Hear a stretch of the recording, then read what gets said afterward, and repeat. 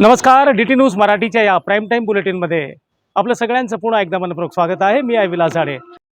आताच्या घडीची ही अत्यंत महत्त्वाची बातमी आहे आणि ही बातमी नांदेडमधून येत आहे।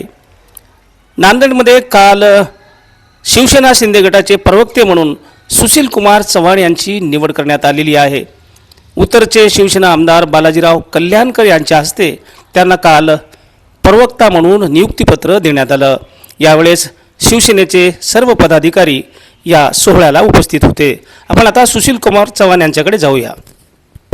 राज्याचे उपमुख्यमंत्री तथा शिवसेनेचे आमचे सर्व मोठे नेते आदरणीय एकनाथभाई शिंदे, त्याचबरोबर खासदार श्रीकांतजी शिंदे साहेब यांच्या आदेशानुसार माननीय आमदार लोकनेते बालाजीराव कल्याणकर साहेब, गंगाधररावजी बडोले साहेब जिल्हा प्रमुख आणि या ठिकाणचे नेते यांनी मला हा जो पद दिलेला महत्वपूर्ण, त्याबद्दल मी त्यांचे आभार मानतो।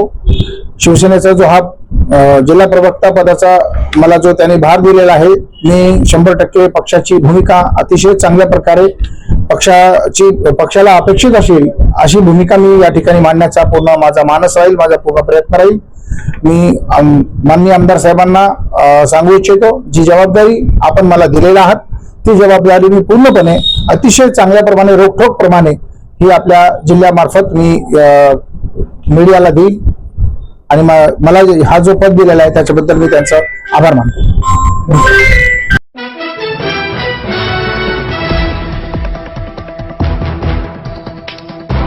हे आहे DT न्यूज नेटवर्क आणि आपण बघत आहात DT न्यूज मराठी।